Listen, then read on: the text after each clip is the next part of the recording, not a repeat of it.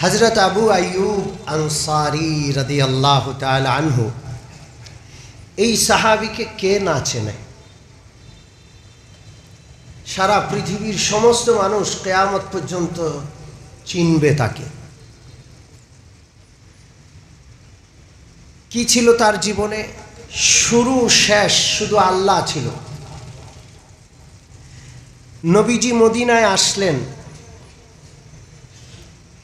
ঘোড়ার উপর নবীজি সাওয়ার মদিনায় প্রবেশ করলেন।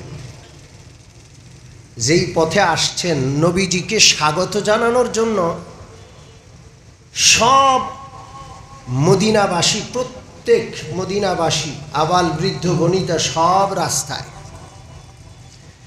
নবীজি ঘোড়ায় করে, উটে করে যার ঘরের সামনে দিয়ে যাচ্ছে, তিনি এসে আবেদন করছেন, হুজুর আমার ঘরে আপনি আসেন, আমার ঘরে আপনি অবস্থান করেন, আমার মেহমান হন। আমার জীবনের সর্বোচ্চ সব কিছু দিয়ে আপনার সম্মান দিব, মর্যাদা দিব। জীবনের শেষ রক্তবিন্দু দিয়ে হলেও আপনার নিরাপত্তা বিধান করব। সবাই টানাটানি করছে, নবীজি কার ঘরে যাবেন? নবীজি বললেন, আমার উটটাকে ছেড়ে দাও, উটের লাগাম ছেড়ে দাও। উট আল্লাহর পক্ষ থেকে নির্দেশ প্রাপ্ত, যেখানে আল্লাহর নির্দেশনা সেখানে উট বসবে। যার ঘরের সামনে আমার উট বসবে, তার ঘরের মেহমান আমি হব। গোটা মদিনাবাসী রাসূলুল্লাহর উটের দিকে এখন তাকিয়ে আছে। যার ঘরের কাছ দিয়ে যায় সে বুক ভরা আশা বেঁধে বসে আছে, যাহারে মনে হয় আমার ঘরের সামনেই থামবে। আর উট যার ঘরটা অতিক্রম করে চলে যায়, সে নিরাশ হয়ে যায়, হতাশ হয়ে যায়, আরে আমার ভাগ্যে জুটল না। উট চলছে ধীর গতিতে। হযরত আবু আইয়ুব আনসারী রাদিয়াল্লাহু আনহুর বাড়ির সামনে একটা ফাঁকা জায়গা, একটু উঁচা, সেখানে গিয়ে উটটা বসে পড়ল। আল্লাহ আকবার।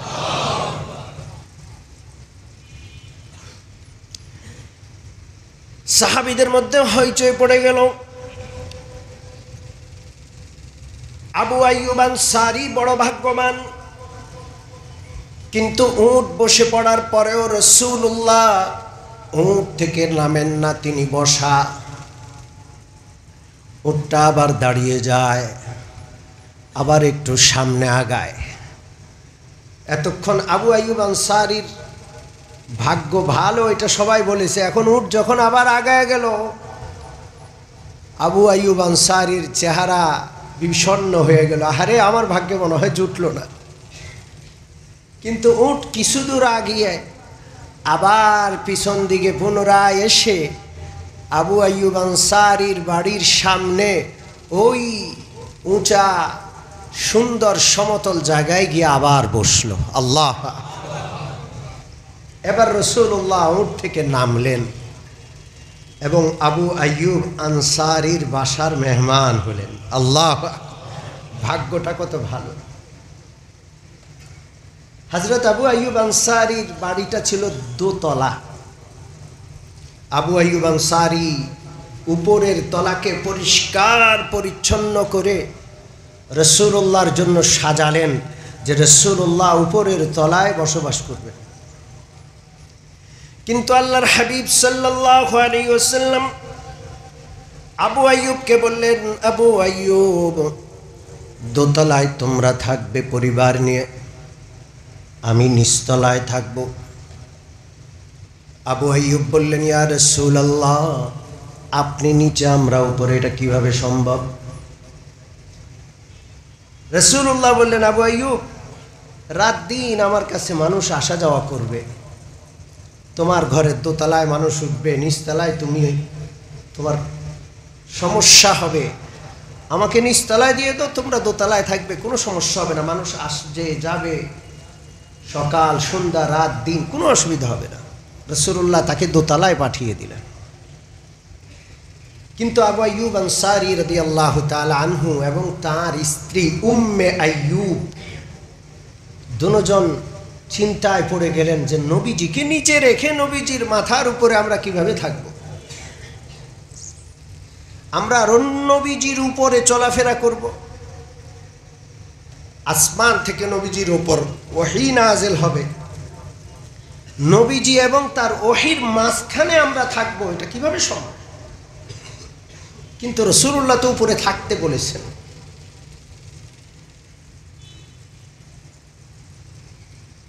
রাত যখন ঘনায় আসলো, শোয়ার সময় হলো, চিন্তায় পড়ে গেলেন কেমনে শুইব।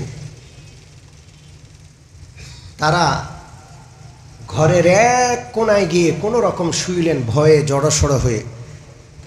নবীজি ঘরের মাঝখানে আসেন, ওই দিক থেকে হাঁটেন না তারা। নবীজির মাথার উপর দিয়ে হাঁটা, এটা কিভাবে সম্ভব? আদব একটা বিষয় আছে না নাই? জোরে বলেন। আজ খোদা খাহি মে তৌফিক আদব, আজ খোদা খাহি মে তৌফিক আদব, বেअदब महरूम मंदज फजल रब, बेअदब महरूम मंदज फजल रब। বর্তমান পৃথিবীতে শিক্ষা আছে, দীক্ষা নাই। পড়াশোনার ডিগ্রি আছে, আদব নাই। বিশ্বাস করেন, অশিক্ষিত বেয়াদব অনেক ভালো শিক্ষিত বেয়াদবের চাইতে। দেশটা শিক্ষিত বেয়াদব দিয়ে ভরে গেছে। আদব খুব জরুরি। শিক্ষা অল্প হোক, দীক্ষা যেন মজবুত হয়। একটা লোক যদি আদব আখলাক শিষ্টাচার শিখে, তার দ্বারা দেশ জাতি ক্ষতিগ্রস্ত হবে না। পক্ষান্তরে আদব নাই, শিষ্টাচার নাই, চরম বেয়াদব। এই বেয়াদব যত শিক্ষিত হবে, দেশ জাতির জন্য অত ভয়ঙ্কর ক্ষতিকর হবে। হযরত আবু আইয়ুব আনসারীর আদব কত!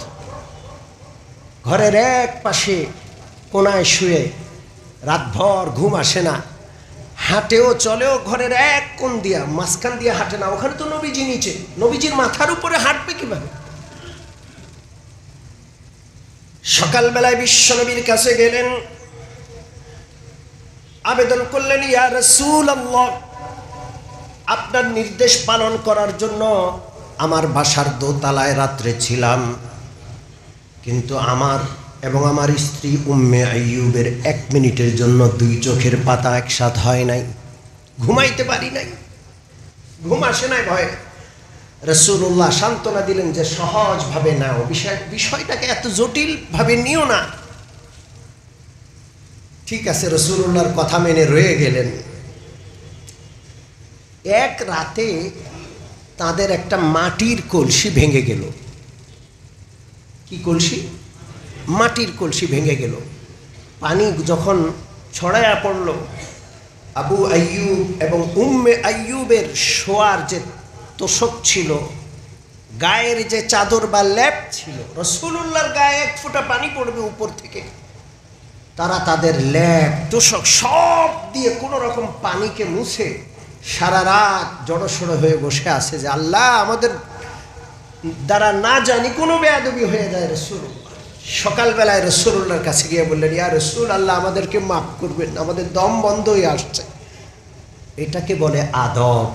রাসূলুল্লাহ যখন শুনলেন, বুঝলেন, তখন বললেন, ঠিক আছে, তুমি নিচতলায় নামো, আমি উপরের তলায় চলে যাই। আদব রক্ষা করব তো ইনশাআল্লাহ। জোরে বলেন, রক্ষা করব। আল্লাহ ওয়ালাদের আদব করব, নবীর ওয়ারিস ওলামাদের আদব করব, ইমাম, মুয়াজ্জিন, শিক্ষক, এমনকি আলিফ বা তা যারা পড়ান ওনাদেরও আদব করব ইনশাআল্লাহ।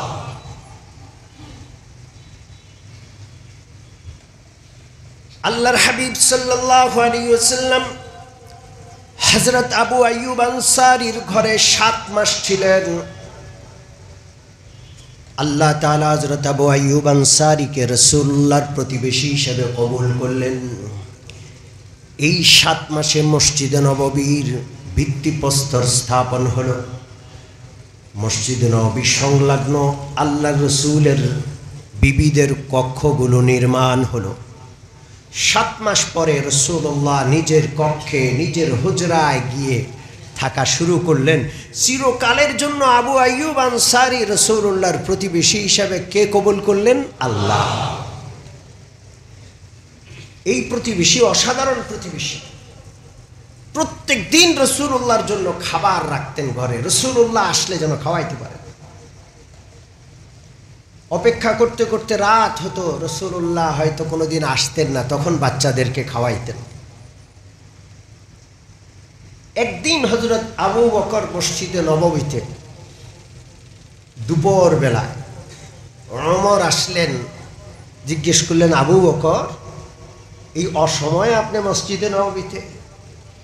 আবু বকর বললেন, আল্লাহর শপথ করে বলছি, ক্ষুধার তাড়নায় ঘরে থাকা গেল না, মসজিদে চলে এসেছি। ওমর বললেন, একই কারণ তো আমারও। কতটা অভাবী ছিলেন। কিছুক্ষণ পর রাসূলুল্লাহ এসে বললেন, কি ব্যাপার তোমরা মসজিদে নববীতে? আবু বকর ওমর বললেন, ইয়া রাসূলুল্লাহ, প্রচণ্ড ক্ষুধা, ঘরে খাবার নাই, এই জন্য মসজিদে এসেছি। রাসূলুল্লাহ বললেন, আল্লাহর শপথ আমারও প্রচণ্ড ক্ষুধা, চলো আমরা আবু আইয়ুবের বাড়িতে যাই। হযরত আবু আইয়ুবের বাড়িতে গিয়ে সালাম করলেন। উম্মে আইয়ুব রাসূলুল্লাহ এবং তার সঙ্গীদ্বয়কে স্বাগত জানিয়ে ঘরে বসতে দিলেন।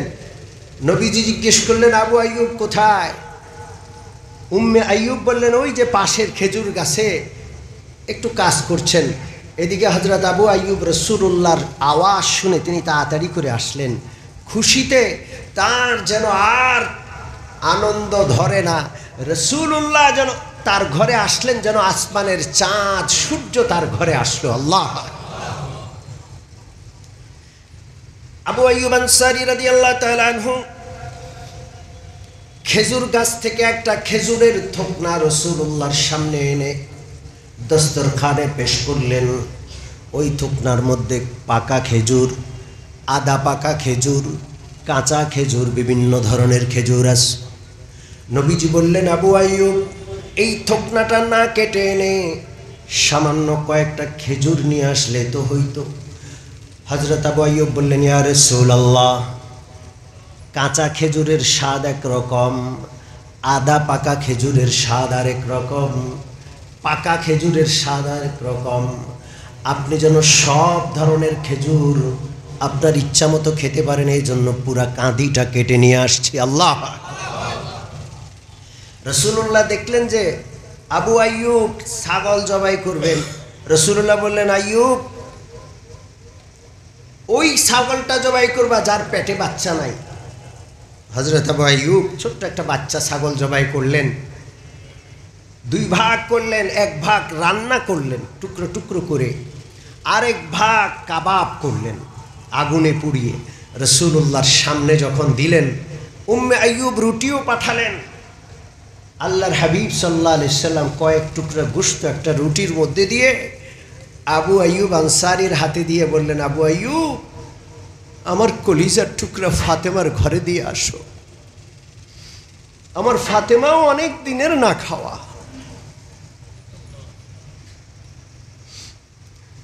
নবীজির ঘরে অভাব, আবু বকরের ঘরে খাবার নাই, ওমরের ঘরে খাবার নাই। সাইয়্যিদাতু নিসাই আহলিল জান্নাহ, জান্নাতের রমণীদের সর্দার হযরত ফাতেমা অভুক্ত। আমাদের ঘরে খাবার নষ্ট হয়, আমাদের কোনো কষ্ট নাই। হাজারো সুখ সমৃদ্ধির মধ্যে থেকেও রাসূলুল্লাহর দিনটা আমরা পালন করি না, আল্লাহর কাছে কি জবাব দিব? আল্লাহর হাবিব সাল্লাল্লাহু আলাইহি ওয়াসাল্লাম গোশত রুটি খেজুর খান। খেতে খেতে এক সময় নবীজির 2 চোখ বেয়ে বেয়ে গড়িয়ে পানি পড়ে। নবীজি বললেন, এতগুলো খাবার, এত সুস্বাদু খাবার খাচ্ছি, হাসরের ময়দানে এই নেয়ামতগুলো সম্পর্কে আল্লাহ জিজ্ঞাসা করবেন। সুম্মা লাতুসআলুন্না ইয়াওমাইযিন আনিন নাঈম। আল্লাহর যত নেয়ামত ভোগ করছি সব নেয়ামতের ব্যাপারে কে জিজ্ঞাসা করবেন? প্রত্যেকটা নেয়ামত গ্রহণ করার সময় নেয়ামত দানকারী মালিককে স্মরণ করব ইনশাআল্লাহ। হযরত আবু আইয়ুব আনসারী রাদিয়াল্লাহু তাআলা আনহু রাসূলুল্লাহর মেহমানদারি করলেন। রাসূলুল্লাহ বিদায় নেওয়ার সময় বললেন, আবু আইয়ুব কালকে আমার সাথে দেখা করবেন। হযরত আবু আইয়ুব আনসারী পরদিন রাসূলুল্লাহর সাথে দেখা করলে নবীজির নিয়ম ছিল কেউ নবীজিকে কোনো উপকার করলে রাসূলুল্লাহ সেই উপকারের প্রতিদান দিয়ে দেওয়ার চেষ্টা করতেন। আল্লাহর হাবিব সাল্লাল্লাহু আলাইহি ওয়াসাল্লাম আবু আইয়ুব আনসারী রাদিয়াল্লাহু তাআলা আনহুকে একটা কম বয়সী বান্দি হাদিয়া দিলেন। বান্দি দাসী, কম বয়সী দাসী, ঘরের কাজকর্ম করার জন্য, এবং বললেন আবু আইয়ুব এই দাসীটার সাথে ভালো আচরণ করবে। আবু আইয়ুব দাসীটাকে ঘরে আনলেন। উম্মে আইয়ুবের সাথে পরামর্শে বসলেন যে কি করা যায়। রাসূলুল্লাহ তার সাথে ভালো আচরণ করতে বলেছেন, ওর সাথে ভালো আচরণ কিভাবে করা যায়। উম্মে আইয়ুব বললেন, আবু আইয়ুব সর্বোত্তম আচরণ হলো তাকে মুক্ত করে দেওয়া। আবু আইয়ুব আনসারী রাদিয়াল্লাহু তাআলা আনহু বললেন, তুমি সবচেয়ে উত্তম পরামর্শ দিয়েছ। আমাদের স্ত্রীরা হলো আমাদের অর্ধাঙ্গিনী, আমাদের জীবন সঙ্গিনী। স্ত্রী যদি নেক হয়, স্বামীর জন্য এর চেয়ে বড় নেয়ামত, এর চেয়ে আল্লাহর বড় দান আর হয় না। হযরত উম্মে আইয়ুব আবু আইয়ুবকে সুপরামর্শ দিচ্ছেন। এই জন্য রাসূলুল্লাহ বলেন, আদ-দুনিয়া কুল্লুহা মাতা' ওয়া খায়রু মাতা'id দুনিয়া আল মারআতুস সালিহা। দুনিয়ার সব কিছু আল্লাহর নেয়ামত, তবে সবচেয়ে উত্তম নেয়ামত হলো একজন নেক স্ত্রী। হযরত উম্মে আইয়ুব যখন বললেন আজাদ করে দেন, আবু আইয়ুব সাথে সাথে রাসূলুল্লাহর দেওয়া সেই বান্দিটাকে, দাসীটাকে আজাদ করে দিলেন। আমি হযরত আবু আইয়ুবের জীবনী আপনাদেরকে কেন শোনাচ্ছি, আমার মূল কথাটায় আসছি এখন। এতক্ষণ পরিচয় দিলাম যার ঘরে 7 মাস রাসূলুল্লাহ ছিলেন। কয় মাস? 7 মাস। আর রাসূলুল্লাহর ব্যাপারে তার আদবের এই অবস্থা, তিনি দোতলায় থাকতে পারলেনই না। রাসূলুল্লাহ বাধ্য হয়ে তাকে নিচে নামালেন যে ঠিক আছে তুমি নিচে থাকো, আমি উপরে থাকি। আবু আইয়ুব আনসারী রাদিয়াল্লাহু তাআলা আনহু সারা জীবন রাসূলুল্লাহর জীবনের প্রথম জিহাদ থেকে নিয়ে শুরু করে আবু আইয়ুব আনসারী দীর্ঘ হায়াত পেয়েছেন। হযরত আমির মুআবিয়ার পরেও তিনি জীবিত ছিলেন। এই দীর্ঘ হায়াতে এমন কোনো জিহাদ নাই যে জিহাদে আবু আইয়ুব অংশগ্রহণ করেন নাই। বদর, উহুদ, খন্দক, তাবুক সহ এমন কোনো যুদ্ধ নাই রাসূলুল্লাহর সাথে যিনি ছিলেন না। সারা জীবন আবু আইয়ুব আনসারী যুদ্ধে কাটালেন। এমন একজন লোক যার জীবনের শুরু শেষ পুরোটাই আল্লাহর পথে। আমাদের জীবন কার জন্য? জোরে বলেন। হফতে দরিয়া গরবানোশম तरना गर्दद जाने मन हफ्ते दरिया गरबानोशम तरना गर्दद जाने मन शरबते दीदार बायात अजलबे महबूबे मन शरबते दीदार बायाद अजलबे महबूबे मान। সারা দুনিয়া পেয়ে গেল আমাদের চক্ষু শীতল হবে না, আমাদের মন ভরবে না। আমাদের মন ভরবে আল্লাহ তাআলার দিদারের মাধ্যমে ইনশাআল্লাহ। কিচ্ছু চাই না।